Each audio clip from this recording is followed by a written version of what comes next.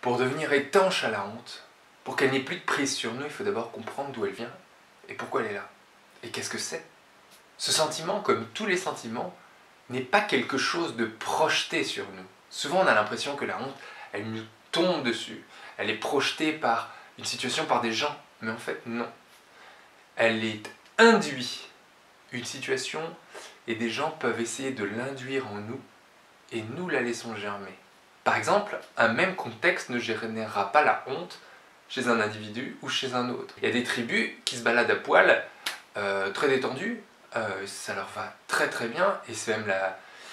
S'ils s'habillaient comme nous on s'habille, ce serait risible chez eux. Nous, si on se baladait avec une feuille pour se cacher les fesses, tout de suite, ce serait compliqué.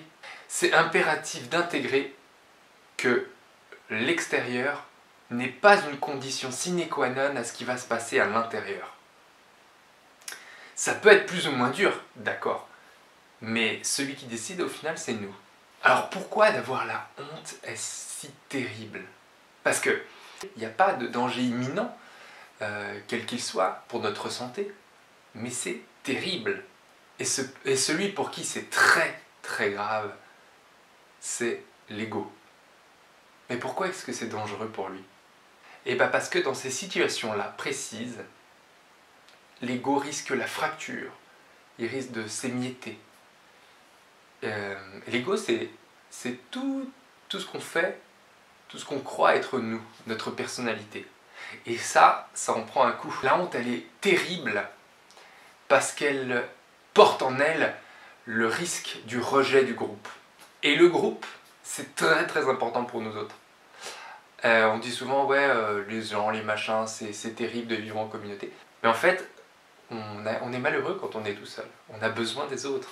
On fait un nombre de choses inimaginables pour plaire au groupe, pour recevoir de la reconnaissance, pour interagir avec ce groupe. Et la honte est le signe qui risque de nous mettre à défaut, à côté, rejeté de ce groupe. Et ça, pour notre personnalité, c'est très très grave. Et pourquoi j'aborde la honte en particulier? Parce que vous allez voir que sur l'échelle des émotions, elle se situe très très bas. Regardez donc. Donc cette échelle, elle a été fabriquée par David Hawkins. Et bon, il y en a plein qui existent, mais celle-là, je la trouve particulièrement astucieuse et elle fait référence au niveau vibratoire. On en reparlera aussi dans d'autres vidéos.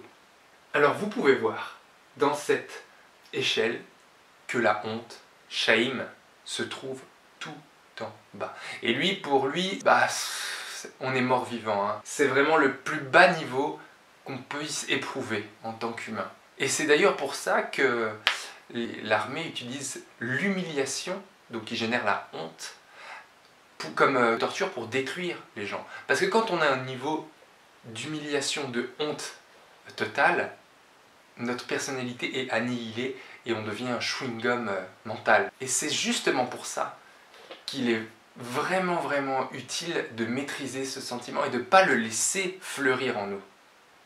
Parce qu'il ne fleurit pas, il pourrit en réalité. Il nous pourrit. C'est pas des fleurs, c'est des champignons en fait. Alors comment on fait pour être étanche à la honte? Un petit peu... En fait, il faudrait être un petit bateau qui arrive à traverser la tempête, l'extérieur c'est la tempête, à naviguer tout de même et à finir sans encombre.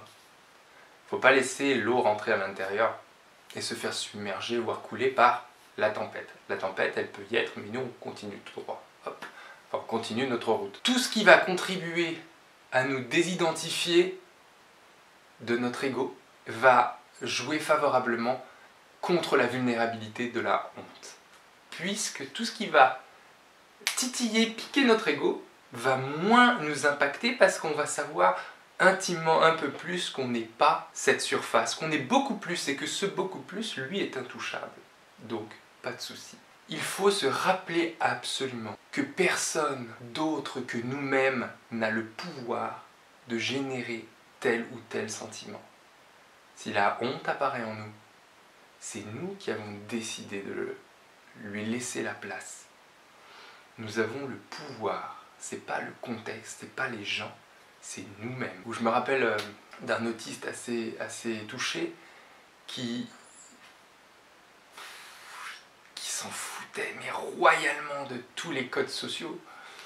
Et je me rappelle dans un cinéma, j'étais assis, donc je l'emmenais, et il se met à chanter parce qu'il reconnaît la chanson, une chanson dans le film, et il se met à la chanter, mais à tue-tête, et tellement mal. Et là, n'importe qui aurait pu avoir la honte. Je parle de lui, moi ça me faisait rigoler. Mais alors lui, mais pas du tout. Il kiffait, il avait la joie de vivre parce qu'il vivait son moment présent, il vivait l'impulsion. Il y avait une chanson qui lui plaisait, il la connaissait, il avait envie de la chanter, même si il ne savait pas la chanter et s'il connaissait à moitié des paroles. Nous, on est capable de faire ça. Bon, en même temps, il y a des codes sociaux qui sont aussi pratiques pour le bien de tout le monde. Mais c'est pour dire que dans ces situations extrêmes, la honte l'effleure même pas.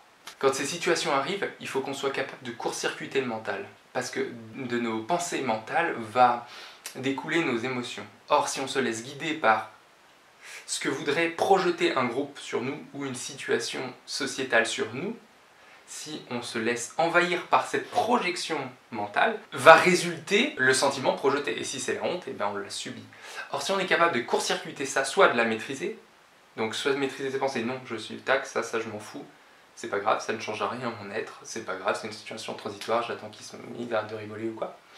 Ou soit on bombarde, quand on n'arrive pas à la maîtrise totale, on bombarde d'autres pensées, on se focalise sur autre chose. Ou on brouille, on envoie 1000 pensées à la seconde qui n'ont rien à voir. C'est une petite technique qui permet de faire une transition, on va dire, qui empêche d'aller profondément s'investir dans le sentiment projeté, donc la honte en l'occurrence. Et le premier antidote, eh ben, faut bien se le dire, c'est l'humour. Parce que l'autodérision, rire, c'est comme transmuter une énergie qui arrive sur nous, on la transmute, on la transforme en joie. Même la sensation de rejet disparaît. Parce que les gens n'ont pas quelqu'un de honteux en face d'eux, ils ont quelqu'un de joyeux. Et tout le monde a envie d'être avec quelqu'un de joyeux.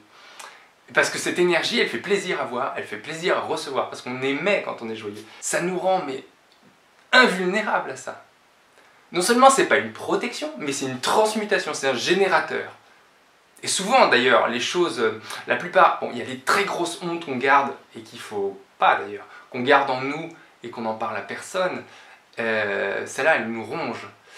Mais il y en a plein qu'on arrive à transformer une fois que c'est passé, et quand on les raconte, on rigole. Voilà, là, on transmute. Mais si on arrive à le faire sur le moment, là, on devient vraiment étanche et invulnérable à cette honte. Et actuellement, on n'a pas besoin des gens qui sont bas, on a plutôt besoin des gens qui sont hauts, qui sont au top, qui projettent des belles pensées, qui projettent des belles vibrations. Et moi, j'ai envie que vous soyez au top. Et c'est pour ça que moins vous laisserez ce sentiment se développer en vous, plus vous l'éloignerez, plus vous l'oublierez, et plus vous rayonnerez.